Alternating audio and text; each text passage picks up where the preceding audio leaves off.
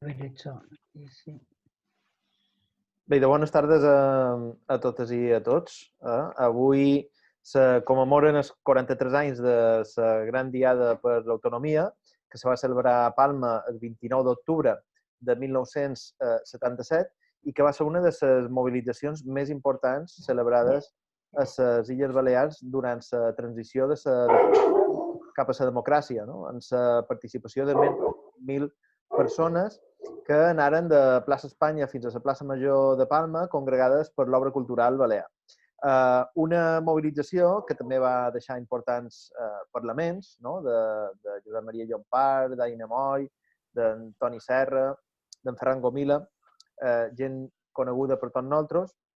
I avui el que volem fer és compartir, diguem, les històries i els rerefons d'aquella mobilització, però també amb l'objectiu d'indagar sobre un dels temes que segueix marcant l'actualitat política, no? Que són les contradiccions i insuficiències de l'estat de les autonomies i un poc el paper en les seves llums i les seves ombres que ens ha tocat a les Illes Balears en tot això. No? I avui mateix hem tingut aquest regal per commemorar el 29 d'octubre de tornar a ser la cua de les inversions de l'estat de cara als pressupostos generals de l'estat, tot i que som la comunitat també pitjor parada en termes de la crisi que ens representa la Covid. No?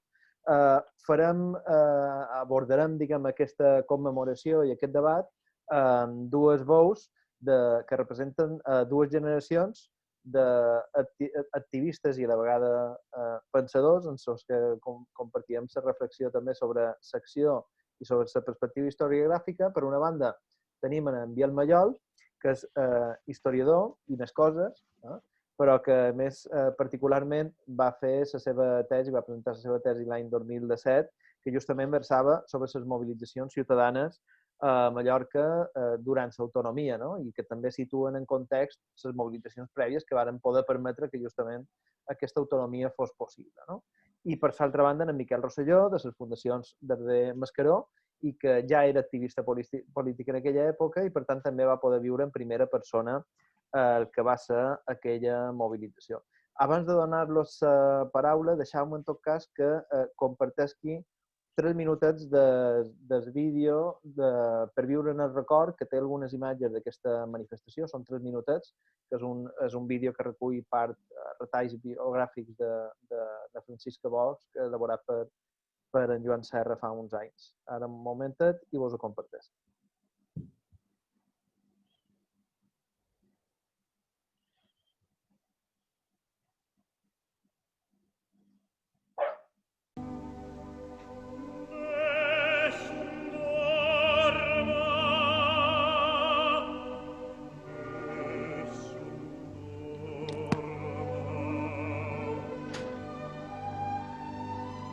Tu pure, principe,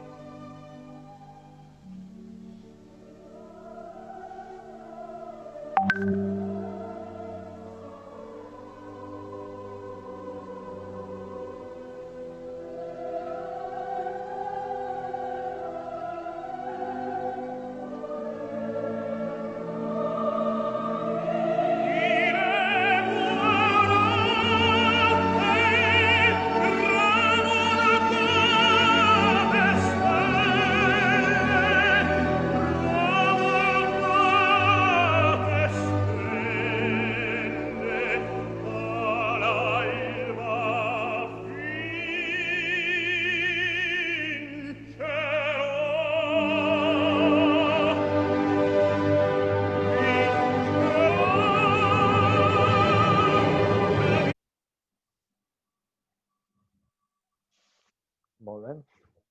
S'ha vist i s'ha escoltat o no? Sí. Sí? Bueno, mos ha sortit bé l'experimentidor.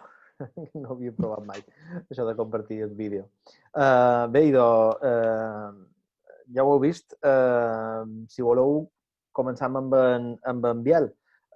Biel, com contextualitzaries aquella mobilització tan important? Com va sorgir una manifestació tan important l'any 77? Hola, bones tardes i primer de tot gràcies per convidar-me per parlar d'aquest tema que no és la primera vegada que me conviden a parlar i la veritat que és prou interessant i sempre fa gust de dissertar sobre aquest tema.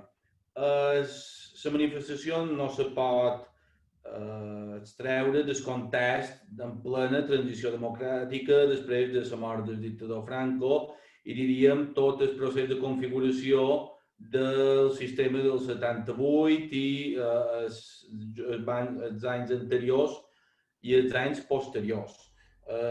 Podríem dir que durant aquests anys de reconfiguració del que era l'estructura governamental i constitucional, passant d'una dictadura a una democràcia liberal representativa, aquest procés s'ha d'inserir aquí totalment.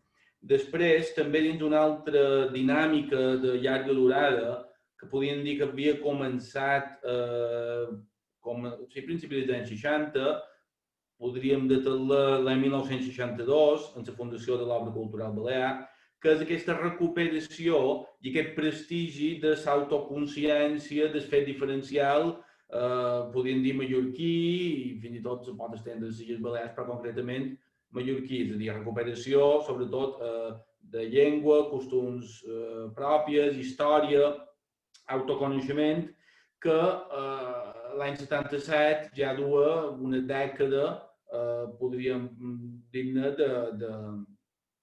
d'expansió, si bé no era estesa la majoria de la societat, sí que havia penetrat dins capes importants, sobretot d'intel·lectuals, també d'estudiants universitaris, fins i tot petits empresaris. Per tant, aquest autoreconeixement del fet diferencial cultural mallorquí estava en auge. Sobretot després del trencament que suposà la Guerra Civil, que moltes vegades no són, i la dictadura franquista posterior, que moltes vegades no en són prou conscients del tall en l'esdevenir històric que va ser aquesta guerra de 3 anys i la dictadura franquista. Per què ho dic? Perquè els antecedents més propers de reivindicació pròpia, d'autogovern directament, els de cercar a la Segona República, que si bé no va ser un tema central, hem de ser conscients, tot i que posteriorment per anar a cercar aquestes arrels ha estat un tema prou estudiat i prou reivindicat. Jo crec que no era un tema de debat central a Mallorca en el moment de la Segona República. Sí que va haver, per exemple, els intents de l'Assemblea, de Sede Principal l'any 1931 i després, l'any 1936, després de la victòria del Front Popular, nous intents. Això queda teat. I per acabar de contextualitzar, hem de pensar que durant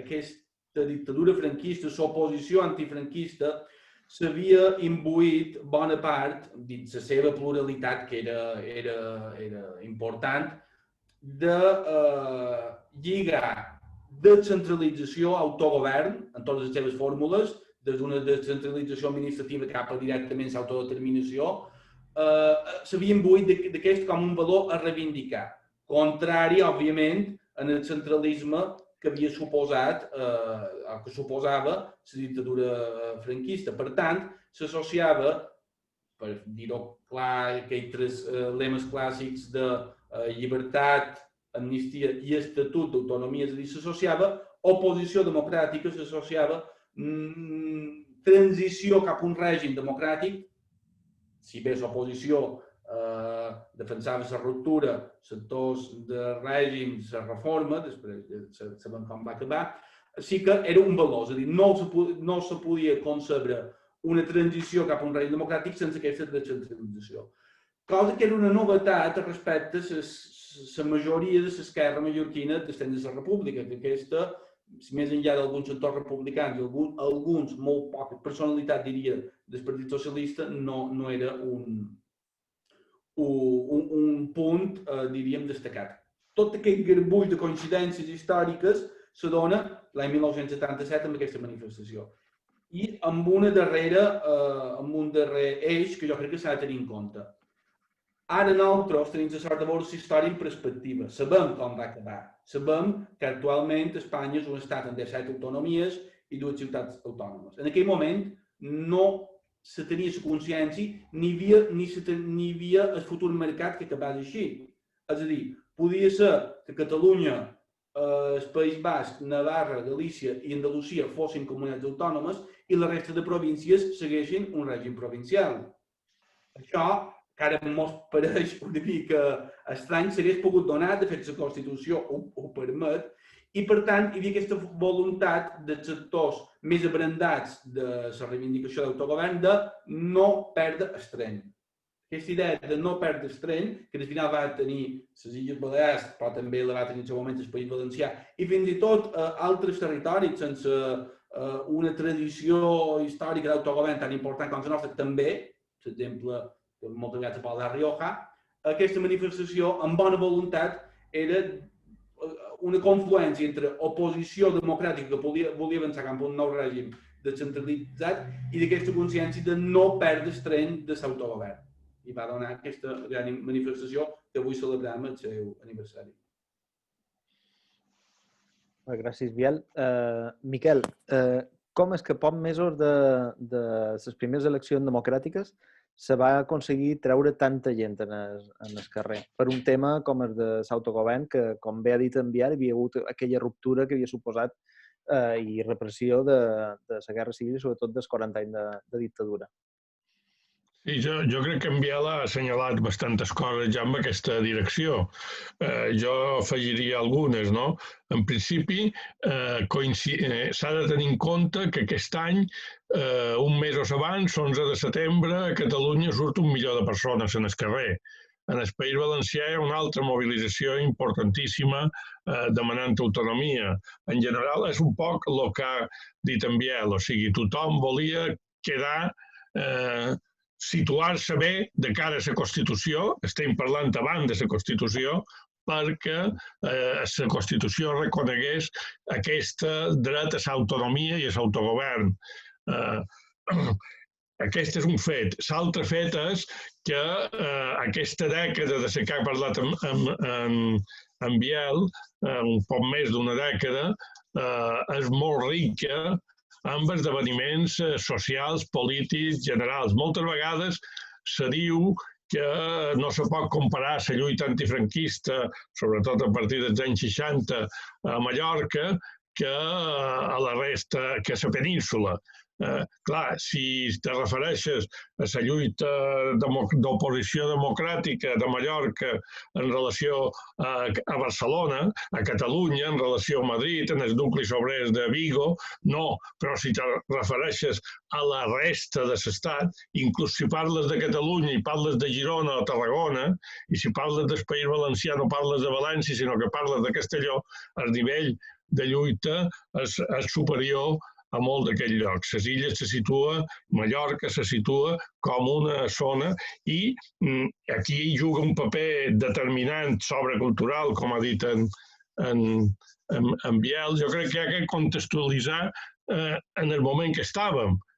Quan neix Sobrecultural Balear, per exemple, Sobrecultural Balear se diu Obra Cultural Balear perquè les sigles són igual en castellà que en català, perquè no se podia legalitzar una organització si no era en castellà. Era Obra Cultural Balear. I la primera tasca de l'obra era fer classes en català a cases mig d'amagat. O sigui, anys de fer aquest tipus de coses, de popularitzar les rondalles, del llibret aquell que va fer don Francesc de Borjamoll, la primera gramàtica, que era un folletet que se repartia com si fossin folletos clandestins. partim d'aquesta època i arribam a el que va ser el Congrés de Cultura Catalana, el que van ser tota una sèrie de manifestacions populars molt importants, sobretot a partir del 76. A nivell polític també ha de destacar això. La Mesa Democràtica, que és el primer organisme unitari que se crea a Mallorca, se crea el bril, el març de 1972, amb pràcticament molt pocs partits polítics encara en aquell moment, el Partit Comunista, els carlistes, distintes organitzacions, amb presència d'una representació molt significativa de l'Assemblea de Catalunya. Estem parlant d'una reunió feta a una església en pla clandestí de l'any 72, o sigui, anys abans de morir en Franco. El manifest constitutiu de la Mesa Democràtica ja inclou l'Estatut d'Autonomia com una reivindicació. I des d'aleshores, pràcticament tota l'oposició democràtica, tots els partits que van sorgint, incorporen. El Partit Comunista té un follet com a avantprojecte d'Estatut d'Autonomia, per exemple, el grup autonomista i socialista, el Partit Nacionalista Mallorquí creat en aquell moment, totes les formacions, el Partit Socialista també defensava un Estatut d'Autonomia en aquell moment. Per tant, és significatiu que el 4 de juny de 1977 s'afirma el Pacte per l'Autonomia i el firmen totes les forces polítiques democràtiques de Mallorca, excepte Aliança Popular. Bueno, Aliança Popular i Círculo José Antonio, que això ja feia oet, no? Però excepte Aliança Popular, no? Per tant, tota la resta de formacions estan per aquest. I si aquest accelera que mos has mostrat en el vídeo, identifica totes les formacions. Allà hi havia gent del Partit Socialista Popular, gent del grup autonomista, el nostre company Isidre Fortesa, que va morir fa 2 anys, veia Ignacio Ribas, totes les formacions polítiques estaven en aquella manifestació. I ja per acabar, se van produir, a més, dins de l'any 1977, 2 fets molt significatius, que van ser els 2 assemblees a cura, les dues. La primera se va celebrar en el gener del 77, que va ser una reunió de les plataformes democràtiques de Catalunya, País Valencià i Mallorca, i les Illes. Aquí va haver presència destacadíssima dels més importants líders de l'Assemblea de Catalunya, de la coordinadora de forces polítiques i sindicals del País Valencià i de l'Assemblea de Mallorca, que en aquest moment ja estava constituïda l'Assemblea de Mallorca i l'Assemblea d'Illes. I va ser una reivindicació dels drets de l'autonomia, etc. Fins i tot amb algunes discussions complicades sobre si països catalans o no països catalans. Però estic parlant d'una concentració de més de 100 persones amb il·legalitat encara. I la següent se fa el mes de març, convocada per l'Assemblea Popular de Mallorca, a instàncies del PSAN, que vendria a ser les forces polítiques més radicals amb el tema de l'exigència d'autonomia i en el seu cas també d'autodeterminació, que també plantegen, aproven i discuteixen un projecte d'Estatut d'Autonomia. Tot això té gran repercussió en aquell moment ja a la premsa i el que feia 10 anys o no massa més, no en parlava ningú ni ningú s'ho imaginava, se convertia en un clam com va ser després la manifestació que hem vist. Gràcies, Miquel. Has dit moltes coses, algunes fins i tot no sabia. Jo ara, per exemple, això de les sigles de l'obra no ho sabia que havia estat per tema lingüístic, però coincidia en castellà per la seva legalització. Biel, d'aquesta mobilització tan important per l'autonomia, que és l'any 77, fins a l'any 83, que és quan formalment s'aprova aquesta autonomia o se reconeix, què passa? Passen moltes coses, suposo. Primer de tot, crec que ara mos costa ser conscients de la dimensió transversal que va tenir aquesta manifestació. No vull dir que hi fos tothom, perquè no hi cabrien, ni que fos un sentiment majoritari, però sí que les forces dinàmiques, actives i en capacitat d'incidir de la societat mallorquina era el seu projecte. Aconseguir l'autonomia en aquell moment era el seu projecte. Jo vos posaré 3 exemples de recull de la premsa perquè vegeu la dimensió. Per exemple, el comitè d'empresa, és a dir, els treballadors de les empreses d'abusos s'oferien per fer feina gratuïta per dur gent a la manifestació. Clar, una cosa que ara mos pareix fora d'òrbita per la trajectòria que ha hagut després. El sindicat més important de l'hostaleria d'aquell moment, que era Alternativa Sindical, uns sigles que en tot cas el Joan Miquel me'l recordarà, com és Miquel? Assut! Assut, vols? Que era, penseu, l'hostaleria, el principal sector econòmic, convidava, és a dir, com si el principal sindicat en aquell moment de Mallorca, convidaven els seus associats a anar-hi. I, ja entrant dins l'anècdota, però perquè se vegi, el gran magatzem de Palma d'aquell moment, que era Galeries Preciados, inseria anuncis en català a la premsa oferint preu especial per comprar senyeres per la manifestació d'aquell moment. Perquè vos veieu una dimensió de la transversalitat que va ser el projecte autonòmic en aquell moment. Tu, David, me demanes què va passar del 77 al 83. Moltes coses i molt importants, però per les que ens interessen. Primer de tot, el 77 abans havia hagut les eleccions amb un predomini brutal en aquell moment dels partits, diríem, del bipartidisme d'aquell moment, que era l'UCD i el PSOE per una banda, victòria de l'UCD. Per tant, a diferència del que havia passat a altres territoris, no hi havia cap representant de forces no estatals ni tan sols del Partit Comunista, com si hi havia hagut a altres forces. Després se constitueix el que se va anomenar l'Assemblea de Parlamentaris, que eren els diputats i els senadors, que eren tots de l'UCD al PSOE, a excepció de Nabel Matutes, que era d'AP, per Eivissa, i a partir d'aquí va haver aquesta, que eren com els encarregats de tirar endavant l'aprovació de l'Estatut.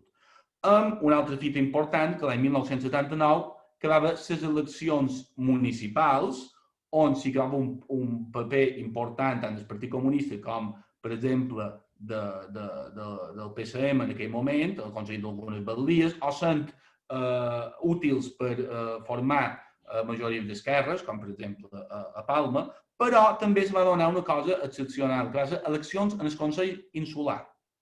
En el Consell Insular d'aquell moment se va votar una part per partits judicials i una altra part per illes. I va donar a la formació del Consell General Interinsular, l'anomenada preautonomia. A partir d'aquí va haver aquesta discussió sobre l'anomenada Comissió dels 11, que era una comissió del Consell General Interinsular que teòricament havia de tirar endavant l'Estatut, no va acabar d'arrencar, l'Assemblea de Parlamentaris, és a dir, la representació a nivell de l'Estat també volia tenir el seu paper. En tot això, un fet estatal, però amb unes dimensions que també afecten que la dissolució d'UCD com a partit, precisament un congrés fet a Palma, crec que és l'Auditori de Palma, si no vaig malament, l'UCD va implosionar com a partit, va ser una part, a les Illes Balears va passar a la Unió Mallorquina, una altra part va passar a l'Aliança Popular, i després, amb aquesta trajectòria, tenim 2 fets importants. Un, el cop d'estat de 23 de febrer, és a dir, dissolució de l'UCD com a partit, que en aquell moment encara van votar Calvo Sotelo, però ja era en desintegració. Cop d'estat, per tant, freno de mà posat en el procés de transició i del procés autonòmic, el que s'ha anomenat embridar el procés autonòmic en la LOAFCA i la LOAPA, és a dir, lleis que no permetien un desenvolupament infinit en aquell moment del procés autonòmic, i després la victòria del PSOE el 1982 per majoria absoluta. Clar, estan parlant moltes fites que, mentrestant, l'Estatut d'Autonomia de les Illes Balears quedava bloquejat. Crec, i me corregireu, que abans de les ciutats autònomes va ser el darrer, votat a final de març del 83 i publicat. Amb les eleccions del 83, que per jo és un fet que marca totalment el naixement i el desenvolupament, fins i tot la percepció identitària i de memòria de l'autonomia de les Illes Balears, que és que les eleccions del 1983, el resultat és que fa president en Gabriel Canyelles i Fons, primer president de l'autonomia. De quin partit? Aliança Popular. Com bé ha recordat en Miquel, l'únic partit que no havia signat el pacte autonòmic, el 77, que després se va trobar gestionant l'autonomia. I d'aquí fins ara, no, ha passat altres coses. Però aquesta gran paradoxa que el partit que munta l'autonomia, és a dir, munta l'autonomia literalment, no estan parlant només d'estructures governamentals o de sistema governamental o de governança, que també estan parlant de coses molt més prosaiques, com qui fa entrar els funcionaris, per exemple. Vull dir, l'únic partit que s'havia manifestat en contra de l'autonomia, si no basta recordar el paper de Nabil Matutes com a senador en el seu moment, se troba governant l'autonomia, clar. Llavors, amb un resultat desigual, per exemple, en les eleccions del 83, Unió Mallorquina, si sumam els vots que hi havia de les organitzacions aliades a Menorca, havia tret un número important de vots en el Parlament de les Illes Balears. Estaven empatats amb 20 diputats, si no vaig malament, PSOE i Aliança Popular, i finalment Unió Mallorquina, en Duran Albertí, va donar el vot al Partit Popular, en presència també en aquell moment del PSM. És a dir, no vull fer una ucronia, si història hagués pogut ser una altra, però hem de ser conscient de lo que va marcar per la trajectòria, ja dic, de governança, d'estructura administrativa, però també de memòria i de desenvolupament de l'identitat, si no balear, si no de cada una de les illes, que un partit contrari en un principi de l'autonomia la gestionés. Per tant, la pregunta, què va passar entre el 77 i el 83? Van passar moltes coses i el resultat va ser aquest, que en Gabriel Canyelles va ser el primer president autonòmic de les Illes Balears. Gràcies, Biel, per sintetitzar tantes coses en tan poc temps. Això també té molt de mèrit. Ara que xerraves del tema d'illes, no sé si vos hi heu fixat que hi ha una pancarta que a mi m'ha cridat l'atenció amb aquestes imatges que hem compartit abans, que diu Menorca autònoma, unitat de les illes. Aquesta pregunta potser no vos l'espereu, però quin paper penseu que van tenir també les altres illes? Està clar que si hi havia l'obra cultural balear a darrere d'aquesta mobilització, les altres illes també haurien de tenir un pes, a part de Mallorca. Però a mi, per exemple, m'ha resultat curiós aquesta pancarta, que supos que era de menorquins i menorquines. Sí. Bé, Miquel, perdona. Bé, l'obra cultural balear realment, però l'implantació a Mallorca, encara que Formentera existeix una organització que té el mateix, justament, el mateix nom, però el paper Eivissa, el Penturó podia jugar altres entitats, instituts d'estudis eivissens, per exemple, i a Menorca, l'Institut Menorquí d'Estudis. Són altres entitats amb una fórmula diferent que podien haver jugat aquest paper.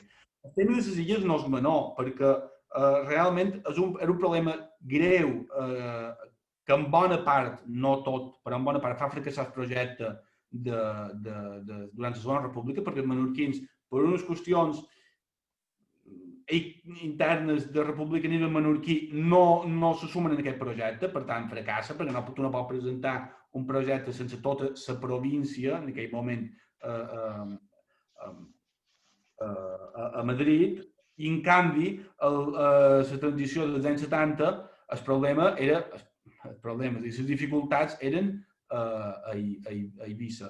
De fet, per pacte autonòmic, perquè vegeu com funcionaven les coses, per signar el pacte autonòmic, se va haver d'arribar a un compromís per telèfon amb un representant de Menorca que donés l'okei de les forces democràtiques de Menorca i un representant d'Eivissa, crec que d'Eivissa era Isidor Marí, i els de Menorca no sabria dir qui era. Una mica mos ho sabria dir, però per telèfon, és a dir, per no caure en aquesta vegada error dels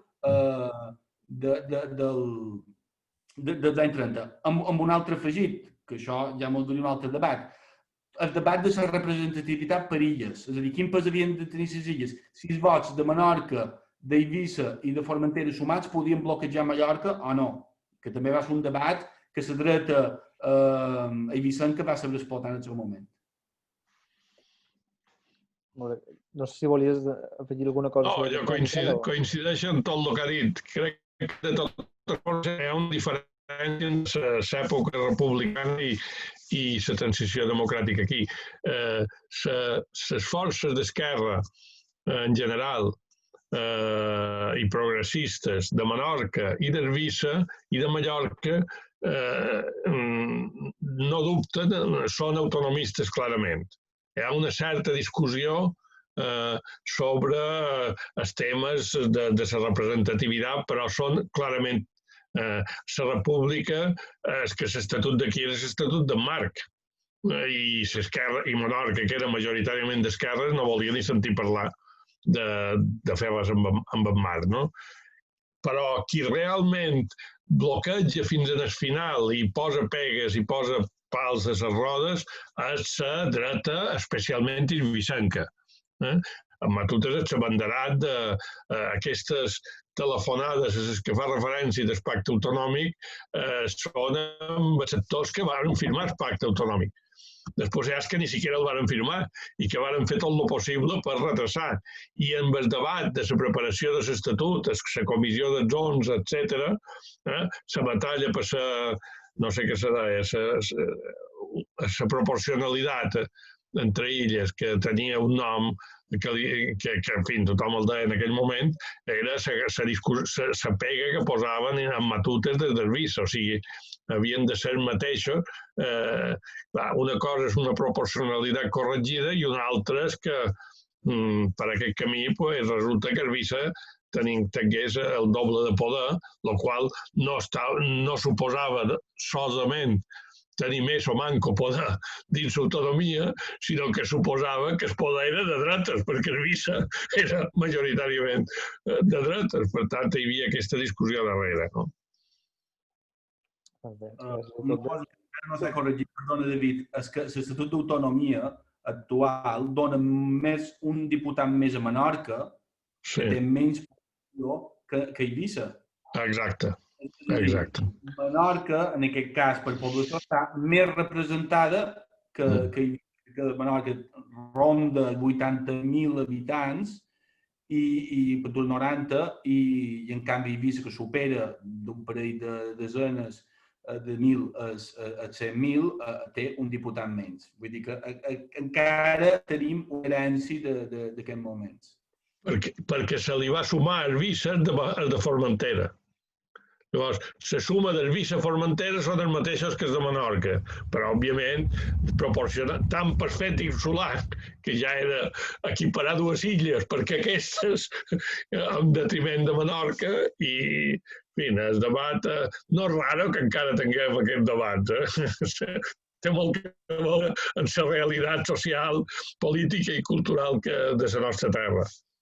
Sí, no, està clar que tot el que té que veure amb l'autonomia, perquè de fet l'Estatut, en bona mesura, també és com s'articula el país amb aquesta relació de poder entre illes, més enllà de les competències pròpies com a autonomia. És un debat ben d'actualitat i justament sobre això vos volia demanar, no? Com valorau, ara també me direu moltes coses, no? Però com valorau aquests 37 anys d'autonomia des del punt en què hem arribat? I vos demano un exercici de sinceritat, perquè també seria molt fàcil dir tot és dolent o tot està molt bo, no? Segurament, potser, per la nostra pròpia ideologia, potser seria més fàcil, amb això mateix que vos posava d'exemple que ha passat avui, no? Que ha tornat a passar, que és com el dia de la marmota, no? Cada vegada amb el tema de les inversions de l'Estat a les Illes Balears que acabem els darrers, un tendria a pensar que la balança és més negativa que positiva, però realment ha estat tot tan negatiu?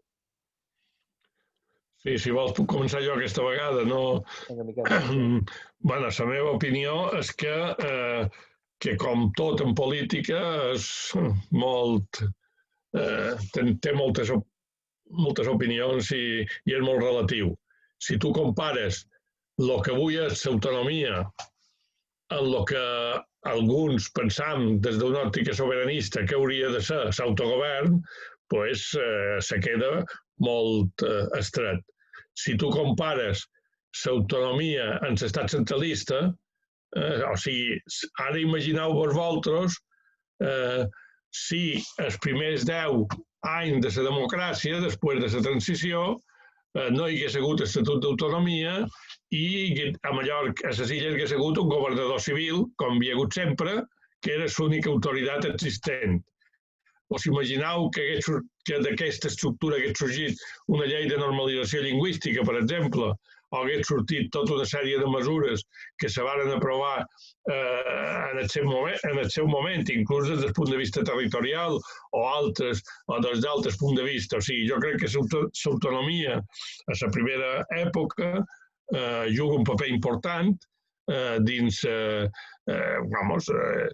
inclús obliguen el propi PP a moderar la seva concepció, el seu rebuig a l'autonomia, no debades en què elles anava molt més en fora que alguns dels dirigents del PP actuals amb aquest tema de l'autonomia. També hi ha un fenomen que en política no s'ha de descuidar. Passa, per exemple, en la vida municipal. Quan, per exemple, el govern ha volgut retear els ajuntaments a tope o la llei Montoro o totes aquestes coses, resulta que els batlles, siguin del partit que siguin, surten a defensar la institució. Perquè jo som batlle del meu poble i no ha de venir un tio de Madrid o de no sé on a dir-me com he de funcionar. Llavors, la pròpia pràctica dels responsables polítics dins una institució autonòmica revaloritzen el paper, necessiten justificar el paper de l'autonomia i l'intenten enriquir. Després jo crec que hi ha un fenomen molt important dins d'aquests anys, clar, els anys són molts, són 40, o sigui, que és la darrera renovació de l'Estatut d'Autonomia.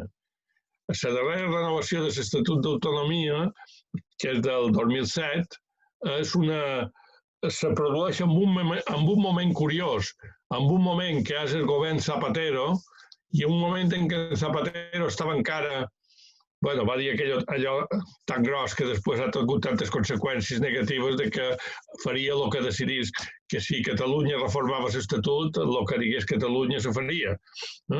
I, evidentment no va passar. Però cada vegada que hi havia una reforma des de la LOAPA, que ha fet referència en Biel abans, cada vegada anava acompanyat prèviament d'un pacte autonòmic a nivell estatal entre PP i PSOE, que marcava quines eren les línies inamovibles d'aquell pacte.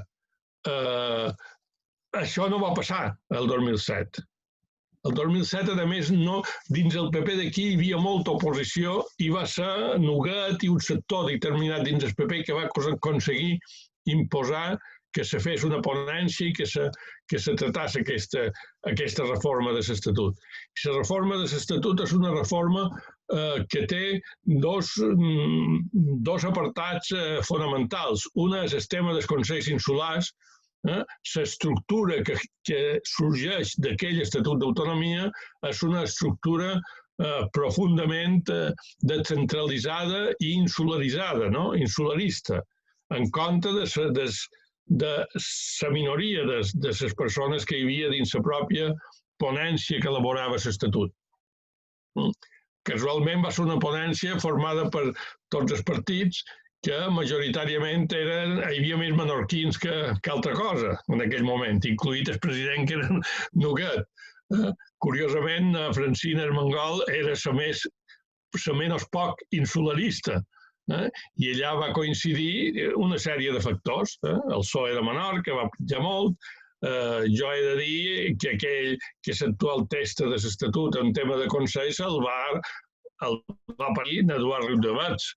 El va dur allà i té poques modificacions amb el suport de la formació que jo estava en aquell moment, que era Esquerra Unida del Vesc i jo era l'altre ponent. i l'apartat de drets i deures dels ciutadans el vaig fer jo i el vaig copiar de Catalunya. I té coses que a Catalunya el Tribunal Constitucional se'ls va carregar i estan en el nostre estatut. Per tant, una altra cosa és que de tota la descentralització que va sorgir en aquest estatut no s'ha duit a terme. A nivell de les illes, de les altres illes o moltes coses. Però, bueno, aquesta és la darrera, diguéssim, segons la meva opinió, etapa mínimament positiva des d'aquest punt de vista. Després entram ja a una situació on els corsers a l'autonomia fan impossible polítiques de plena sobirania. Entre altres coses perquè s'incompleix l'Estatut d'Autonomia. Per exemple, l'Estatut d'Autonomia diu que els ports i els aeroports han d'estar congestionats. I ja veiem com passa. Diu bastantes coses que encara no s'han aplicat. Però a part d'això, evidentment, les polítiques de recentralització des de Aznar a nivell estatal, quan posa la bandera aquella tan grossa a la plaça Colom i tal, afecta d'aquí. I l'autonomia en aquest moment no respon ni molt manco a les necessitats que tindria un país com el nostre per desenvolupar les seves ànsies d'autogovern. Gràcies. Miquel Biel, endavant. Després d'aquesta intervenció d'en Miquel, per bon començar. Hi ha alguns pensadors i opinadors, per exemple, pensem el professor jubilat de dret en Bartomeu Colom, que defensen que l'autonomia de les Illes Balears ha servit per dues coses sobretot, que sense l'autonomia no s'haguessin assolit. Una, la normalització lingüística, i dues, les mesures proteccionistes pel territori. Que la resta de mesures serien més o menys assimilables d'alguna manera, s'haguessin assolit, però aquestes dues no. Jo crec que de ser un poc més optimistes i de tenir una visió, sense perdre de vista que són dues mesures importants. Crec que, malgrat totes les limitacions, no hem de despreciar l'autonomia com a marc mental i efectiu d'autogovern. Crec que és una bona base per construir. No la dejectaria com a vegades se fa. Ara bé, té les seves limitacions. En primer lloc, les autoimposades pels mateixos governants i votants de les Illes Balears. Crec que no l'hem sucada prou. És una tesi un poc personal meva, que no l'hem exprimida prou. Amb què, per exemple, hi ha figures sense desenvolupar. La sindicatura de greuges no s'ha desenvolupat. Tota la qüestió impositiva pròpia s'ha explorat una part, però crec que faltaria d'altra per desenvolupar. Innovar en el tema del dret foral propi. Tampoc crec que s'ha fet recopilació, però no s'han explorat fórmules com, per exemple, s'han explorat altres territoris que també el tenen. El problema d'això és que no sé si ja hi som a temps d'acabar de sucar l'autonomia, perquè pel procés centralitzador que vivim i que cada vegada és més important. És a dir, això està més o manco estudiat i teoritzat, la qüestió que a partir del 2000, principi del segle XXI, hi ha aquesta operació de la dreta espanyola, FAES, de fins aquí hem arribat, non plus ultra, fent aquest símil herculià de descobriment d'Amèrica, però és al revés, i no sé si som a temps, perquè els intents que s'han fet d'acabar de sucar també per les competències de justícia. Ja sé que per alguns poden ser una càrrega innecessària, però bé, per anomenar-les. Comunitats autònomes que sí que han sucat l'autonomia més que les Illes Balears, veuen erosionats i d'una manera important aquests avanços, fins i tot tornades enrere de coses assumides des dels anys 80. Per tant, me preocupa que no sé si som a temps d'acabar de desenvolupar, òbviament, els estatutaris sí, però ser una mica imaginatius i fregar els límits de l'autonomia. Crec que sí que s'ha legitimitat davant la societat. Crec que el marc mental de les Balears d'autogovern s'accepta, però, agafant un poc el fil d'en Miquel, crec que no hem acabat de definir l'estructura organitzativa amb aquesta dualitat no resolta entre govern autonòmic i consells insulars, més flagrant encara en el cas de Mallorca. És a dir, que fins i tot, i ara farem un poc d'autocrítica, per forces que se declaren insularistes, si tu els demanes que t'estimes més la presidència dels governs de les Balears o del Consell de Mallorca, voldria veure la resposta que tindríem. Perquè realment la percepció des de Mallorca és que per xerrar clar, la talla és bacallà és el govern de les Illes Balears i no el Consell, per moltes competències importantíssimes que tingui el Consell de Mallorca. Es ve que la reforma del 2007, molt insularista, la llei de consells, que també la va acompanyar, que els consells se votin directament. Jo, per exemple, i ara ja sé que m'ho anant del tema, me va resultar molt curiós els resultats de Més per Menorca en el Consell Insular i en el Parlament de les Illes Balears les darreres eleccions. Aquest diferencial de vot és de tenir en compte. No sé si això podria passar a Mallorca. És a dir, que els resultats fossin diferents en el Consell d'una mateixa força que en el Parlament de les Illes Balears. Tampoc no crec que tingui solució a mitjà termini. Ja vos dic, aquest encorsetament que hem viscut autoimposat de ser creatius i explorar diverses fórmules fins a arribar als límits legals i fins i tot constitucionals que permet l'autonomia per aquest procés recentralitzador. Cap a on pot anar això? Òbviament pot anar pitjor, sempre pot anar pitjor, però jo crec que amb un escenari de repensament de l'estat espanyol que en algun moment s'haurà de donar, sembla, perquè això mai poden saber, però veurem cap a on podria anar, seria molt difícil tornar enrere. Ara, en la història s'han fet també tornades enrere.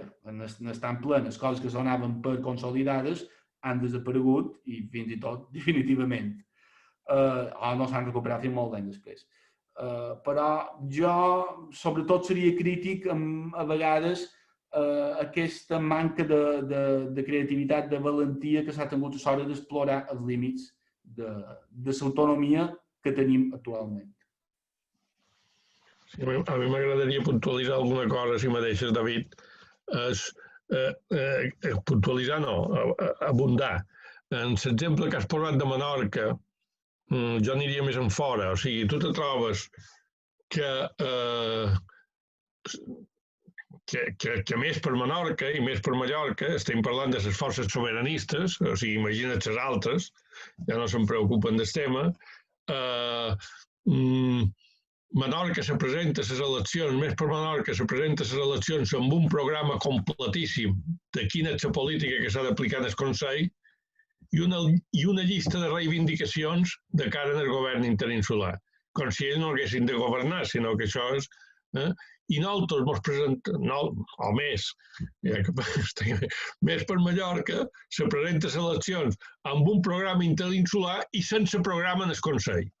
Només una sèrie de línies concretes. Bé, això ja demostra que no estan clares les coses, no? Tu no pots anar... Per què treu més vots més per Menorca en el Consell que que en el govern de les illes, doncs clar, el ciutadà que vota vol saber el que se farà del Consell de Menorca, però també vol saber les coses que depenen de les illes que els afecten personalment i directament, no? I al revés, no? De la mateixa forma que quan ens presentem a unes eleccions generals no ens podem presentar amb una plataforma reivindicativa de les coses que demanam a Madrid. Com ja donem per fet que Madrid és així i nosaltres demanem un parell de coses, però el que ens vota vol saber què pensam de les pensions, què pensam de la sanitat organitzada, què pensam de no sé quantes coses.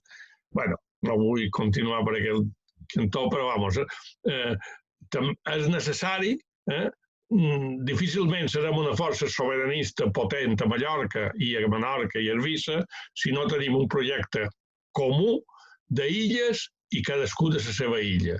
Sense un projecte així és difícil avançar. I per una altra banda, el que deies tu, una mica de... Clar, per exemple, el Consell l'Estatut té reconegut una policia autonòmica.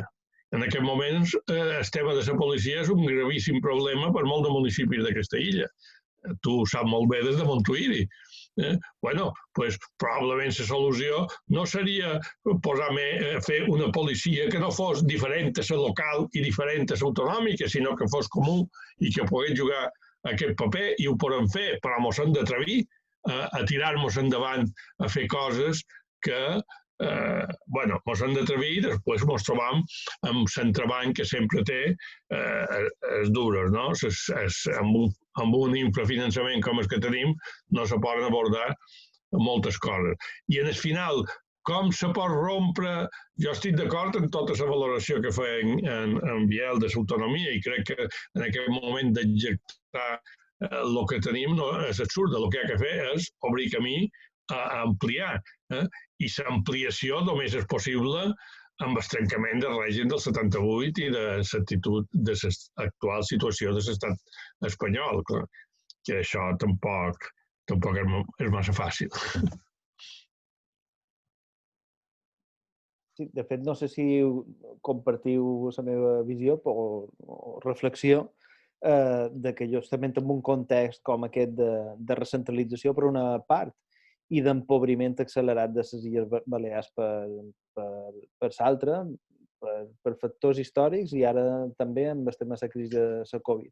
Per ventura, més que l'autonomia de l'Estatut, podria ser una arma, diguem, per fer palanca de conscienciació sobre aquest autocentrament, aquesta identitat de problemes compartits en el conjunt de les illes davant dels greuges i els incompliments de l'Estat. No sé què trobeu. No ho sé. És un debat que he tingut dins del meu cap aquests darrers mesos i no sé, ara me poso un poc, no sé si se donen les condicions objectives per a aquesta conscienciació. I si se donassin, no sé quina fórmula, ja no dins d'una perspectiva d'esquerra sobiranista, sinó en general, seria la triomfadora. Una fórmula de compromís, en el sentit d'aglutinar un espai de centre-esquerra que tingués com a referència les Illes Balears, o la fórmula terrorexista. Una candidatura transversal amb personalitats que, sense una presència dels partits polítics, que poguessin dur la bandera del greuge material, però del greuge vital, de la pobresa institucional, de finançament, però també socioeconòmica, que començam a viure i sembla, desgraciadament, que viurem en els propers mesos i no sabem si any. Però no sé si se donen les condicions. Mireu el que vos dic, en un moment que totes les prediccions del que ens duria el monocultiu turístic, el maltractament constant i avui una altra vegada més en els pressupostos generals de l'Estat que té Madrid, darrerament som pessimistes sobre aquestes condicions objectives. Se pot fer feina, és a dir, tot és reversible i tot se pot construir, però ara mateix no sé si els veig. Sí, jo no me referia tant a la qüestió político-electoral o les fórmules político-electorals, sinó justament en el procés que això hauria de dur darrere per crear aquestes condicions. No? Igual que, com quan tu explicaves abans, el context que va dur a que aquella manifestació de l'any 77 pogués ser un èxit, no? Evidentment du a un procés d'anys de lluita cultural i de més. Tampoc som optimistes dins el banco de la voluntat que deia Gramsci, però no tant com per creure que això d'un dia per l'altre ho tindrem guanyat. Crec que sí, crec que pot despertar moltes consciències, perquè el sistema que havíem viscut era tendent a un creixement i una falsa sensació de benestar, com s'ha demostrat que cada vegada hi havia més turistes, cada vegada hi havia menys feina i cada vegada la riquesa del turisme tan proclamada no se repartia com semblava que s'havia de repartir.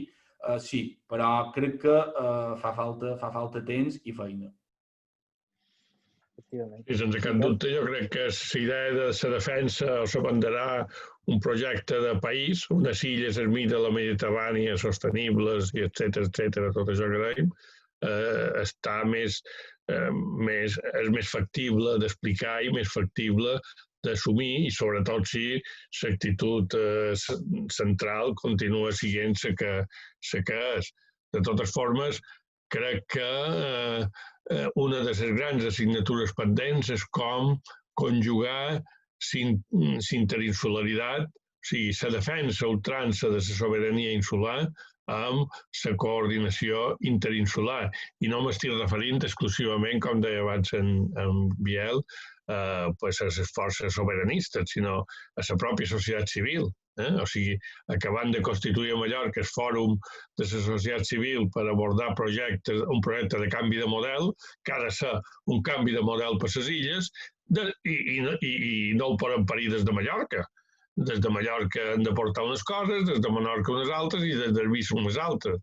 Jo sé que això és molt complicat, però si no s'aborda aquesta qüestió i no se resol, diguéssim, de forma positiva, sempre serà sempre ens trobarem amb els entrebancs que se van trobar el 31 i que se van trobar el 78, no?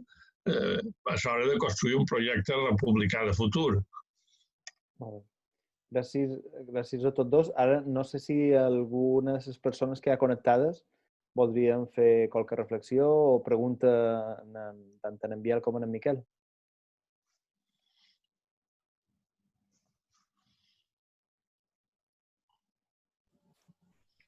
Teresa, has aixecat la mà o puc xerrar ja?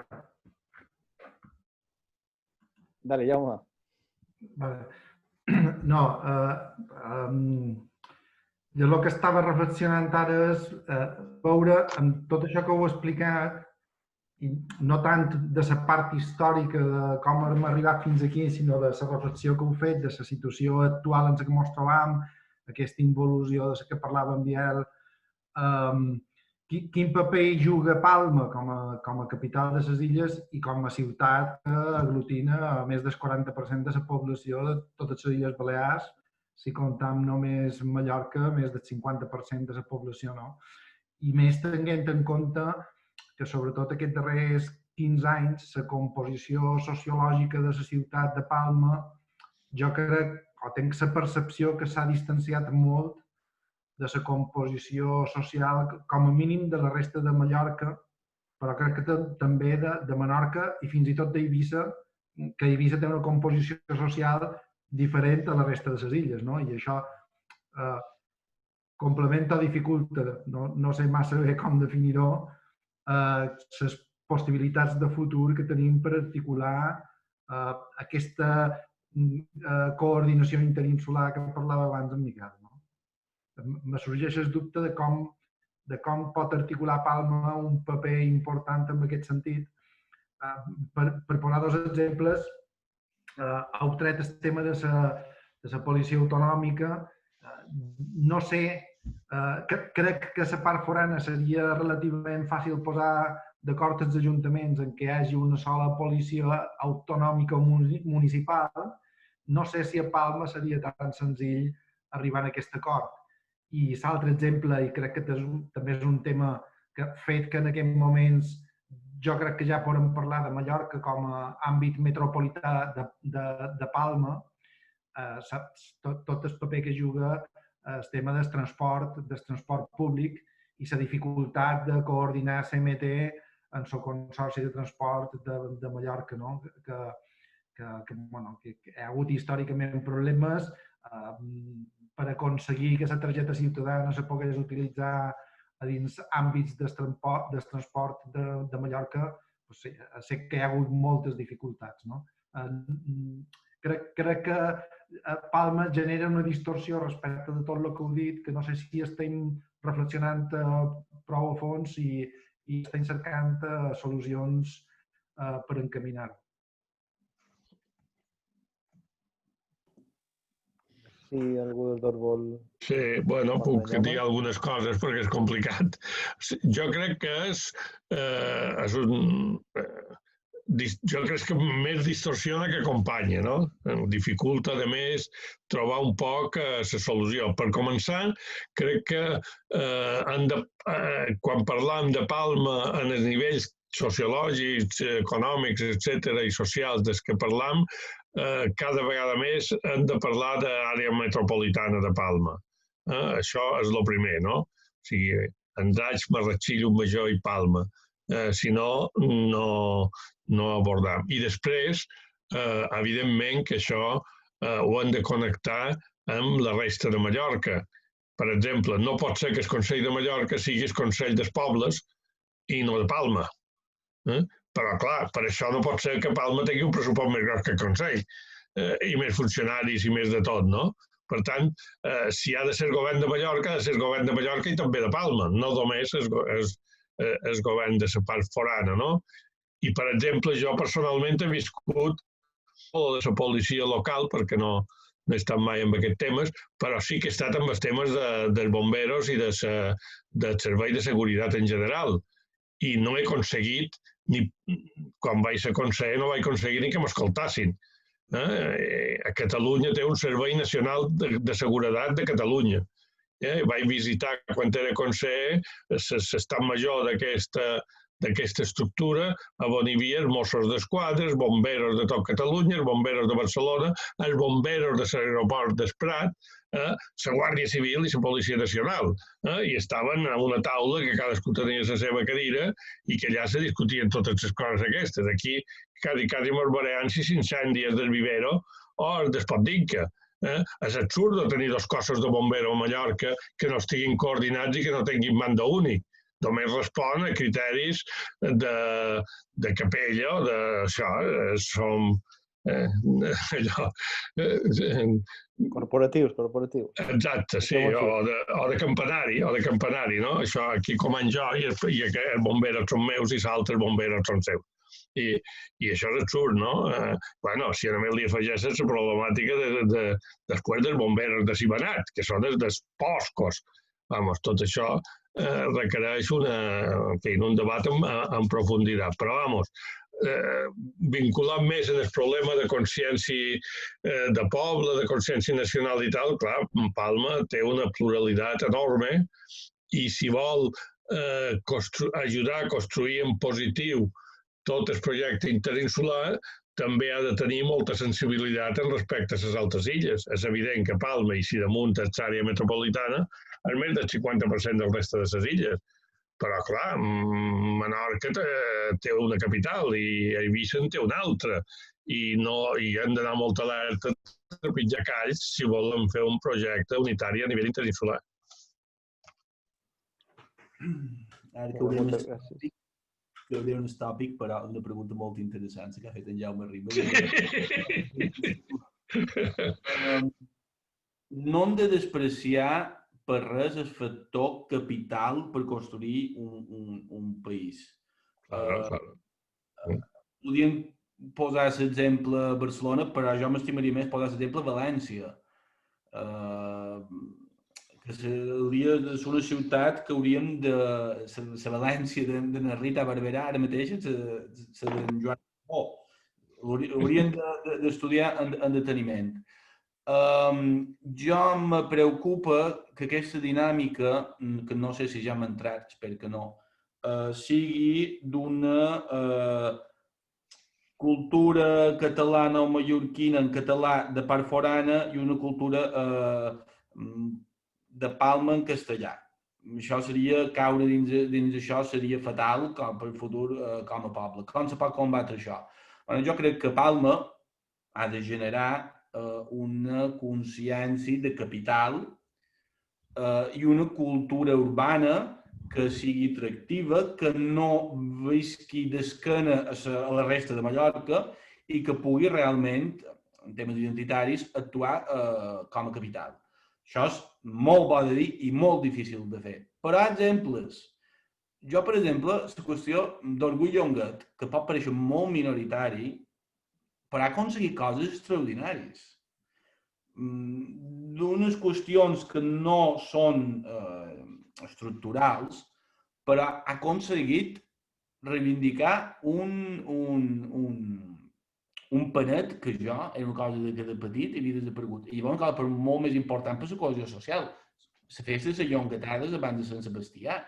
Cada barri ara fa les seves. Aquesta qüestió de barri, que també a Palma, més enllà d'algunes barriades amb una consciència important, s'havia perdut, però és que ja sé que estan parlant de coses molt bàsiques, que la gent se reuneix aquí, baixen al carrer i facin una torrada plegats i se conegui. Però és que en la llau de població que ha rebut Palma, la diversitat d'orígens de mil bandes que és Palma, si no se comença a treballar aquesta cohesió social, a part d'unes condicions, òbviament, mínimes de vida i dignes des de la base, és molt difícil. I s'hauran de fer polítiques en aquest sentit, perquè si no, ens passarà, com passava a algun barri de Palma, que el barri podia ser el mateix a Palma, Estocolm o Kentucky. És a dir, necessitam una cultura urbana que no giri l'esquena a la resta de Mallorca, per tant, el català, la llengua catalana ha de ser i que actuï com a capital. Això, una mica agafant el fil que parlàvem abans amb en David, no ni un dia, ni un any, ni 5, ni de 10, però hem d'anar cap aquí.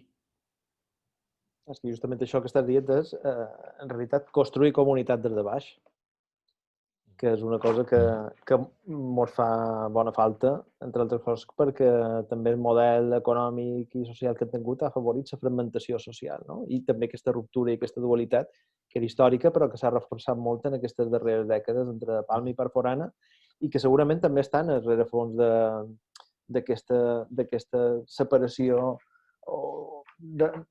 Segurament ara seria més difícil fer una manifestació on participassin les 4 illes demanant autonomia, no?